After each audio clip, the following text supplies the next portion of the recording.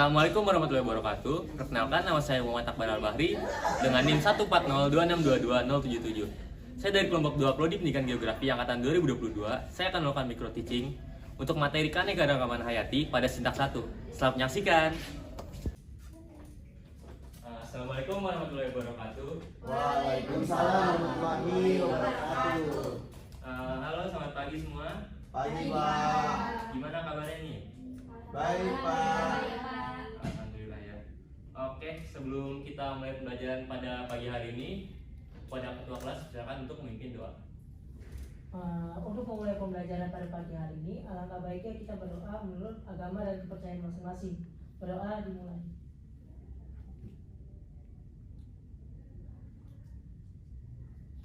Berdoa selesai. Oke, terima kasih ketua kelas. Di sini ada yang tidak masuk? Hadir semua Pak. Oke, bagus ya. Oke, seperti yang sudah saya infokan pada pertemuan sebelumnya, kalau pada pertemuan hari ini kita akan membahas tentang keanekaragaman hayati. Nah, kalau kita ngomongin tentang keanekaragaman hayati ini, apa sih yang terlintas di pikiran kalian pertama kali dengan keanekaragaman hayati? Ada yang mau bantu jawab? Ya, yang terlintas di pikiran saya kalau keanekaragaman hayati itu identik dengan makhluk hidup, Pak. Oke, bagus. Ada lagi? Kalau menurut saya itu macam-macam perbedaan yang ada pada makhluk hidup, Pak. Oke, keren banget. Yuk, tepuk tangan untuk Siva dan Lala. Oke, jawaban yang tadi kalian sebut sudah betul, cuman saya akan nambahkan. Bentar.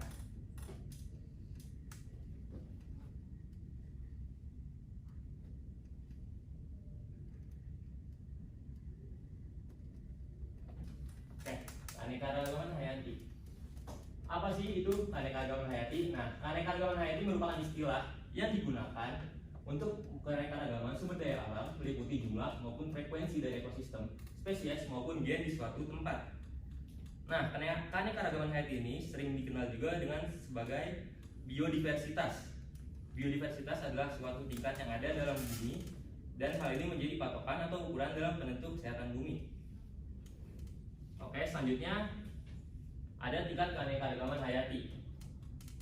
Jadi keanekaragaman hayati ini dibagi menjadi 3 tingkatan. Dari yang terendah pertama ada tingkat gen, kedua ada tingkat spesies, dan yang ketiga ada tingkat ekosistem. Oke, saya akan mulai menjelaskan dari yang pertama yaitu tingkat gen. Gen merupakan faktor pembawa sifat turunan yang dapat dijumpai di dalam kromosom. Setiap susunan gen akan memberikan penampakan baik anatomi ataupun fisiologi pada setiap organisme. Nah, bila susunannya berbeda, maka penampakannya pun akan berbeda pada satu sifat atau bahkan secara keseluruhan. Keanekaragaman ini cukup mudah dikenali dengan ciri-ciri yang memiliki variasi, nama ilmiah yang sama, serta perbedaan morfologi yang tidak terlalu mencolok. Nah, biasanya keanekaragaman hayati tingkat gen ini disebut varietas. Ada yang bisa menyebutkan contoh dari keanekaragaman hayati tingkat gen ini? Saya, Pak. Ya, silakan. Contohnya itu ada kucing dengan ras Angora dan kucing Persia gitu, Pak. Ya, benar. Itu contoh dari tingkat gen pada fauna. Nah, ada yang bisa bantu nyebutin nggak nih? Contohnya pada flora.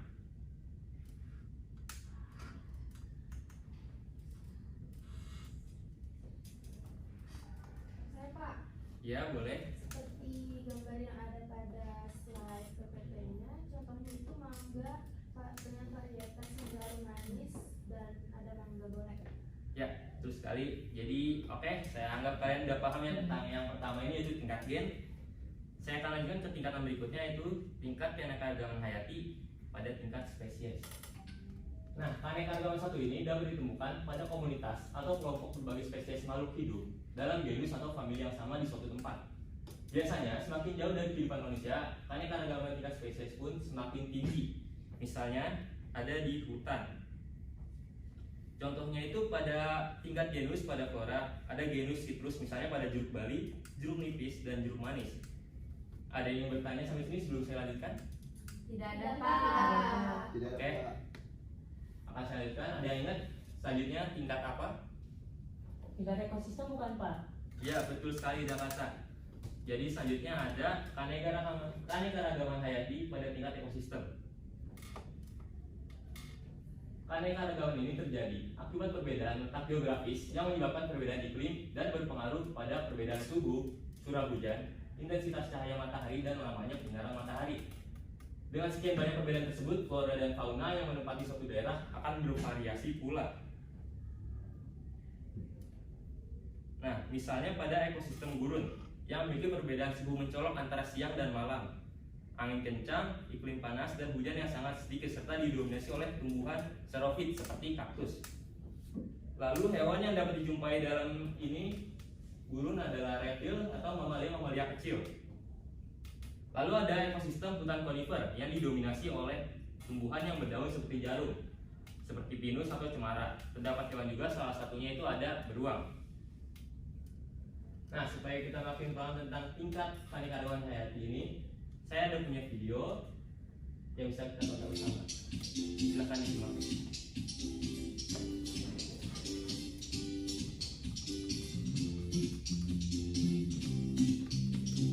Tiap kali kita melihat cermin, bawaannya pasti pengen ngaca. Entah ngecek rambut, wajah, bahkan pakaian kita pun juga ikut menjadi perhatian kita. Tapi pas lagi ngaca, pernah gak sih kamu berpikir, kok bisa ya wajah tiap orang itu berbeda-beda? Yuk kita cari tahu. Tidak perlu jauh-jauh deh. Model rambut tiap orang pun bisa berbeda-beda kan? Perbedaan ini terjadi karena adanya keanekaragaman hayati. Apa sih keanekaragaman hayati itu? Keanekaragaman hayati pada makhluk hidup menunjukkan adanya variasi bentuk, penampilan, ukuran, serta ciri-ciri lainnya. Keanekaragaman atau biodiversitas ini dapat terjadi pada berbagai tingkatan kehidupan, mulai dari organisme tingkat rendah sampai organisme tingkat tinggi. Secara garis besar, biodiversitas ini dibagi menjadi 3 tingkat. Kita akan mempelajarinya satu persatu ya. Keanekaragaman hayati tingkat gen ini terjadi pada satu spesies yang sama, yang disebut sebagai varietas. Misalnya nih, kamu tahu bunga mawar? Bunga mawar kan terkenal dengan warna merah, tapi ternyata mawar juga ada yang warna pink, putih, kuning, dan lain-lain. Nah, mereka satu jenis, namun warnanya berbeda-beda. Inilah yang mengakibatkan adanya satu variasi. Sedangkan keanekaragaman pada tingkat spesies, itu walaupun mereka berbeda spesies, tapi mereka dalam satu genus atau family yang sama. Ada singa, macan, harimau, dan kucing. Walaupun mereka berbeda jenis, habitat, dan perilaku, tapi mereka tergolong dalam satu family yang sama.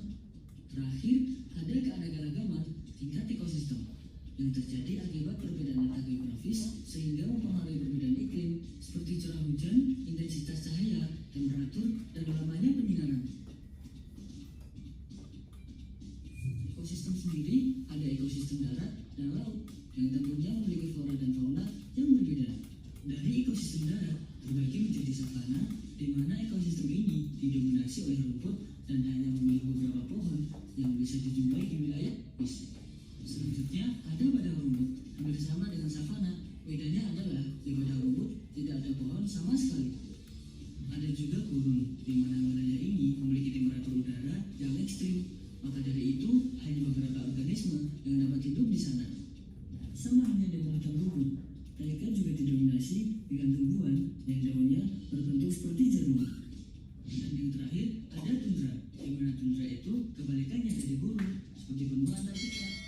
Sedangkan untuk ekosistem perairan itu terbagi menjadi 2 macam, mulai dari ekosistem air tawar berupa danau, rawa, ataupun sungai, dan juga ekosistem air laut berupa pantai pasir, terumbu karang, dan laut dalam. Komponen biotik ekosistem perairan itu terdapat 5 kelompok besar. Ada plankton, nekton, limestone, bentos, dan previliton. Indonesia itu merupakan negara yang sangat kaya akan biodiversitasnya, yang mengakibatkan flora dan fauna di Indonesia sangat beragam. Oleh karena itu, kita sebagai generasi milenial harus terus menjaga kelestarian biodiversitas Indonesia. Nah, itu tadi tingkat keanekaragaman hayati yang bisa kamu pahami ya. Semangat terus belajarnya. Sampai jumpa. Oke, gimana nih videonya? Menarik gak? Nah, kalau kita ngomongin tentang flora atau fauna, permasalahan apa sih yang terlintas itu? Yang kalian tahu, permasalahan yang mereka alami di alam liar gitu apa ya? Ada yang bisa jawab? Saya Pak. Ya, boleh Lala. Adanya perburuan dan penebangan liar. Jadi ada beberapa spesies baik flora maupun fauna yang akhirnya berpotensi bahkan mengalami kepunahan, Pak. Nah, iya betul banget. Nah, jadi salah satu permasalahan yang paling sering dialami itu adalah perburuan liar ataupun penembagan liar. Nah, biasanya hal ini tuh dilakukan oleh orang-orang oknum yang tidak bertanggung jawab untuk kepentingan pribadi mereka. Nah, karena itu selanjutnya kita bakal ngebahas tentang upaya pelestarian pada keanekaragaman hayati. Jadi upaya ini dibagi menjadi dua. Pertama ada metode konservasi in situ dan yang kedua ada metode konservasi ex situ. Yang pertama ada konservasi in situ. Metode in situ adalah sebuah upaya pelestarian dari keanekaragaman hayati yang mana langsung dilakukan pada tempat dari flora atau fauna itu berada. Metode ini memberikan perlindungan pada kawasan yang dianggap memiliki ekosistem unik atau flora dan fauna yang terancam punah. Biasanya dilakukan dengan pembuatan suaka marga satwa, cagar alam atau hutan suaka alam dan taman nasional. Lanjut yang kedua ada konservasi ex situ. Metode ex situ adalah metode pelestarian dari keanekaragaman hayati yang dilakukan menggunakan cara pengambilan fauna serta flora dari wilayah aslinya. Jadi fauna flora ini dibawa ke suatu tempat untuk dibudidaya. Nah, tujuannya ini untuk berupa konservasi, perlindungan, dan pengembangbiakan. Metode ini pun dilakukan ketika ekosistem dari tempat flora dan fauna itu udah nggak layak huni lah, udah hancur ataupun rusak sehingga membutuhkan waktu agar dapat ditinggali kembali. Nah, metode ex situ juga merupakan upaya konservasi menggunakan cara koleksi spesies langka sehingga masa hidup dari hewan atau tumbuhan tersebut dapat lebih lama. Dalam metode ex situ ada beberapa cara, yaitu menggunakan kebun binatang, taman safari, serta taman hutan raya. Baik, mungkin sekian pemaparan materi dari saya untuk hari ini. Selanjutnya saya akan memberikan tugas dan akan saya bacakan lembar kerjanya. Baik, Pak. Boleh dibagi?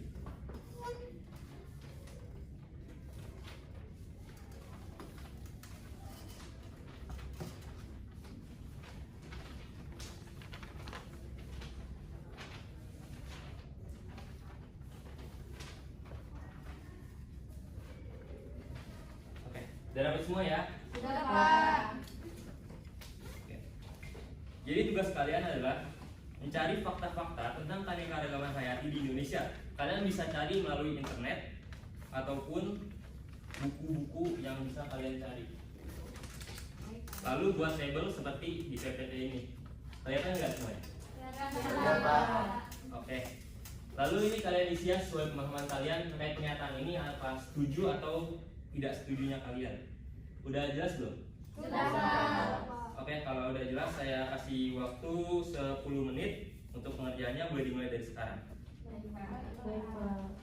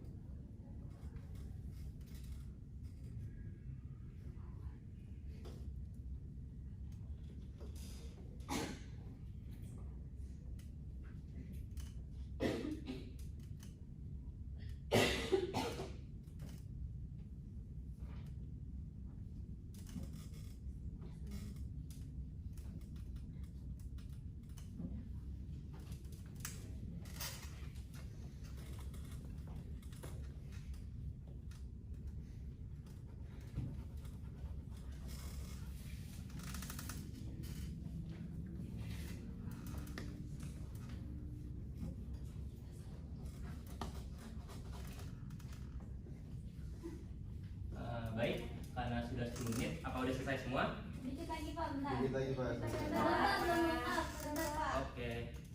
Bentar, Pak. Dibongkek, please. Kan harus akurat. Nah, iya benar. Saya kasih waktu 2 menit lagi ya.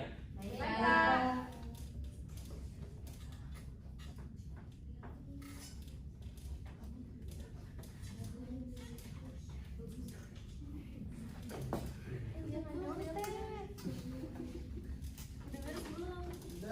Udah beres. Benar begini, sana.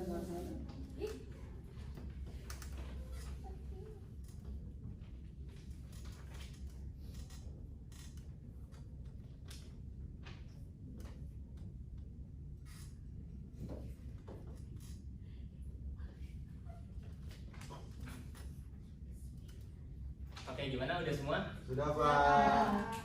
Oke, bisa dioper ke Siva ya. Iya boleh. Masih.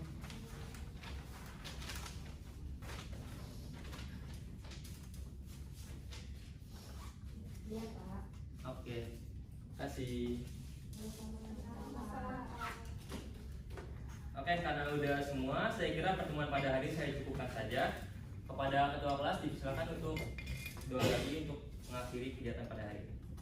Untuk mengakhiri pembelajaran hari ini, alangkah baiknya kita berdoa menurut agama dan kepercayaan masing-masing. Doa dimulai. Doa selesai. Oke, terima kasih semua atas kehadirannya pada hari ini. Sekian dari saya. Wassalamualaikum warahmatullahi wabarakatuh. Wah.